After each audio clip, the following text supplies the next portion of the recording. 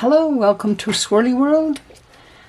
This is a chart I made so that you could see all the different shapes.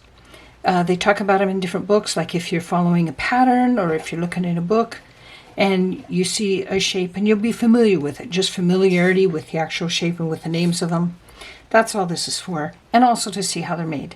So we start with the loose roll, and I'm going to make one of those right now.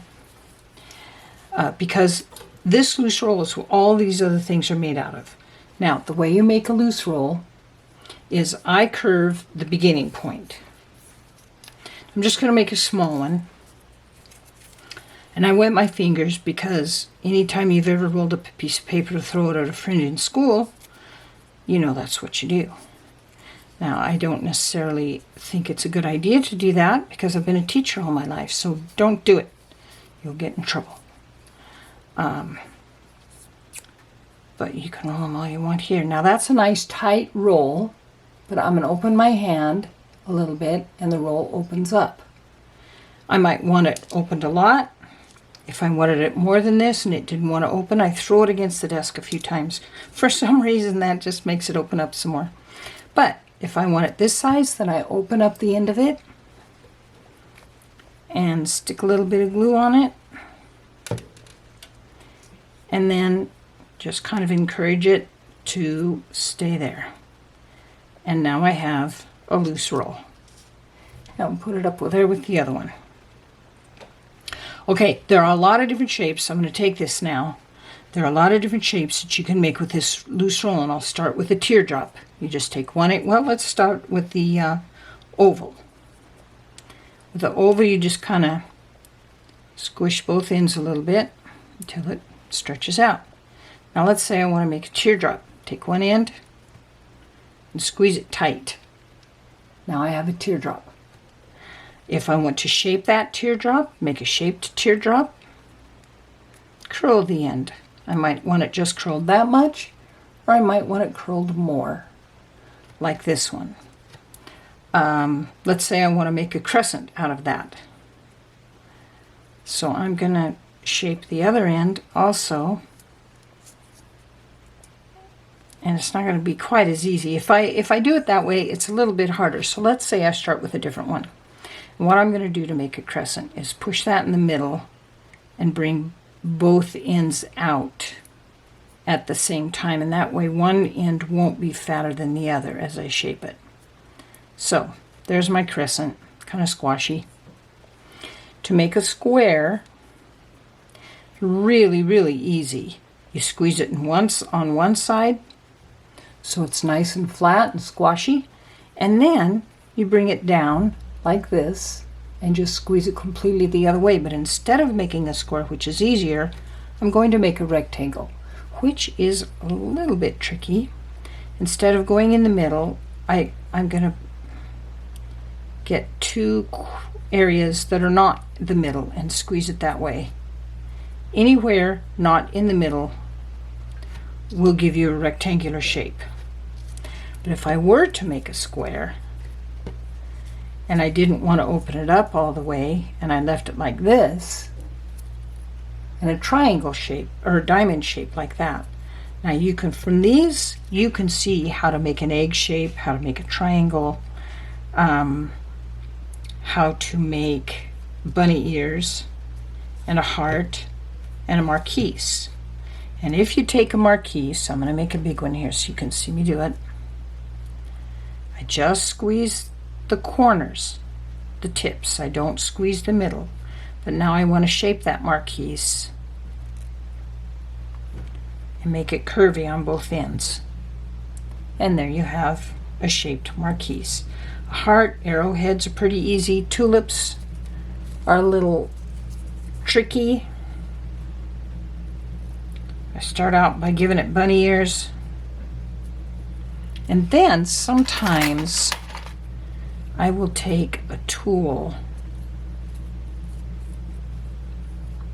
and make that point in the middle. That just makes it a little easier, and then reshape the corners like that. There you've got a tulip. Some people call it a duck foot, and that's okay. Trumpet isn't so hard. It's really kind of easy. You squeeze the bottom. I'm squeezing it right where the glue is, so that's kind of bad. Okay, try it there again. Now, I'm going to hold it here, and I'm going to squash the top down. There, I've got myself a nice little trumpet. Anything else that looks hard on here? Ooh, eccentric circle. You need to know how to make those. Now, I'm going to make another circle because I want it nice and thick. Lots of layers of circle. Make it. I didn't bring my, oh yes I did, my electric roller over, but I'm not really going to use that. Well, let's see. Save a second. As long as the batteries are in position, it'll work. Saves a lot of time. Now, I'm going to open that up some. Now see, it's got lots and lots of nice rolls in there, and that's what I want for a good eccentric circle. Open it up, glue it tight, encourage it to stay flat. Now to do, see this eccentric circle, can you see that? How all of the, well, I'll show you, you'll see it when I make it. Just kind of lay this on top of the others.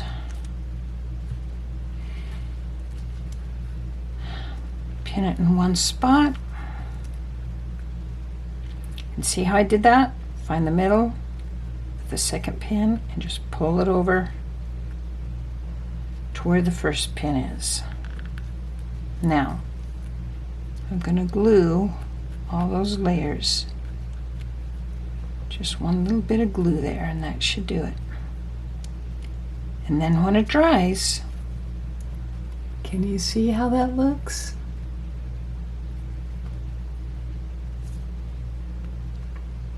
See? That concentric circle. Now, the other thing that I need to show you is a solid ring. And I did this one by winding it around my finger. But if I needed a bigger or a smaller, here's another tool that you can use.